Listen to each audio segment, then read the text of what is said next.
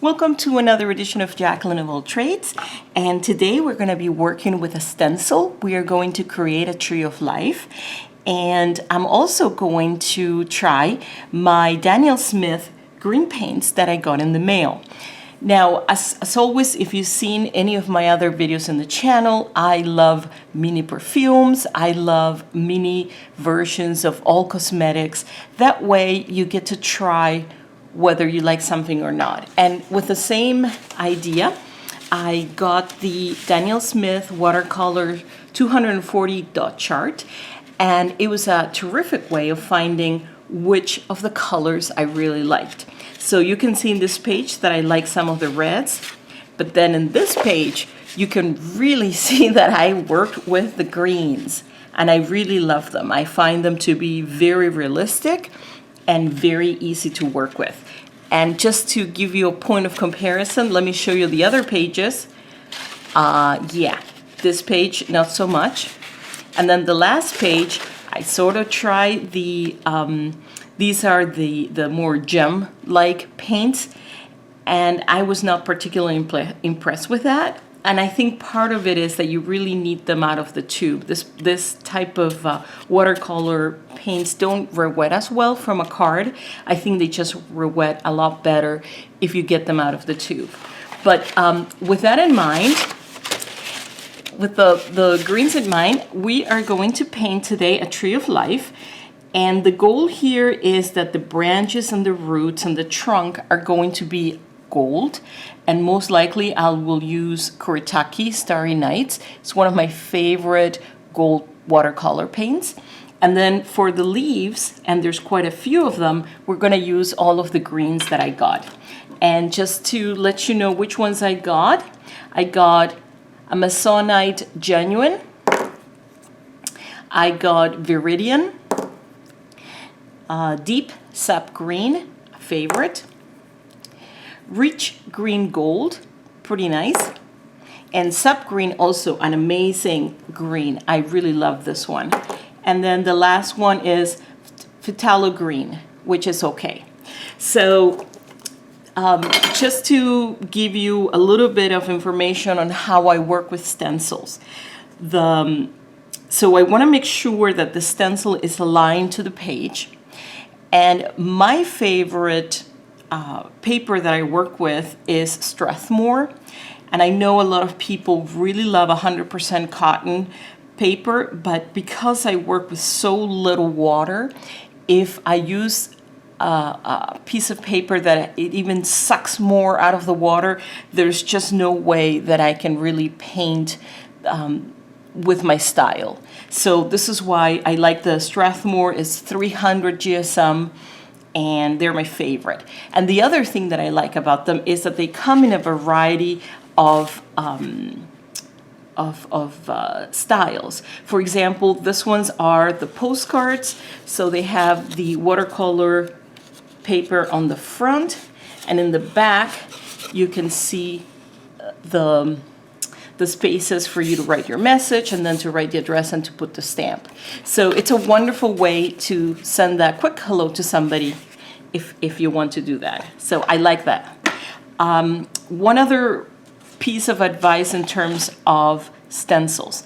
Now sometimes, and these I bought, when I was on eBay, I bought about, it was 20 stencils for about $10. Now this one I bought separate. And I was able to use it for acrylics using a spatula. And I'm going to show you really quick how that turned out. And that is a Tree of Life with a multicolor vibe. And I like it. I think it's very happy. But this was using the stencil in with acrylics. So it did work out. So what I realized is that sometimes when you're using watercolors, the paint tends to sip under the different nooks and crannies. So what we're going to do today is we are going to just outline using a pencil the different areas. Because some of the stencils are extremely detailed and they tend to have bits that lift and make it difficult, in some stencils, what you can do is just simplify the image.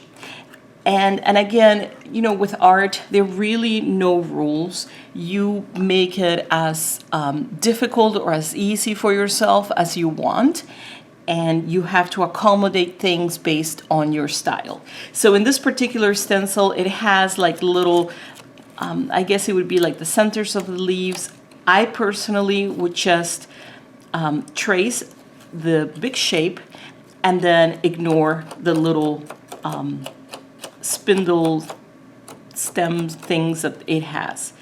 So I'm also going to show you another thing. Because the stencil sometimes is very detailed and you have it moving like that, you want to have also like a tiny, it could be a toothpick or a skewer, and what you want to do is hold it down with one, with a skewer, or in my case, a brush, and then with the other one, you're just going to be tracing the tiny little features.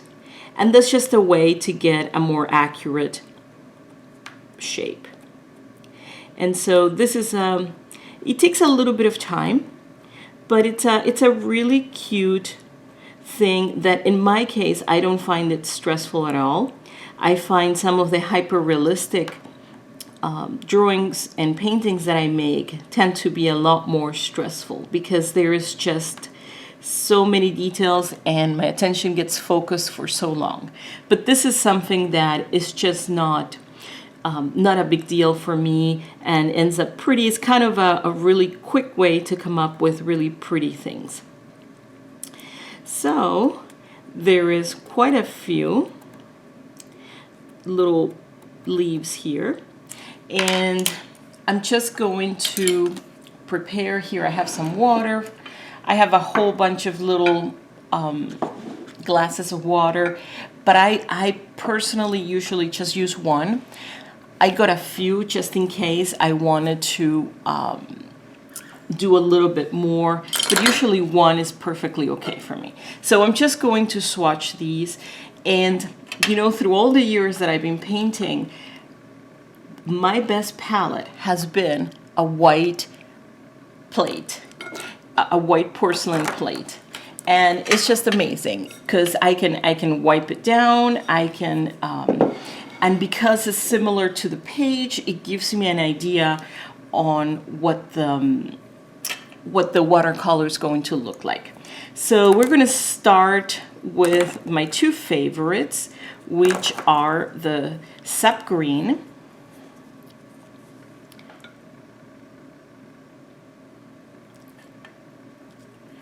and the other one is the Deep Sap Green.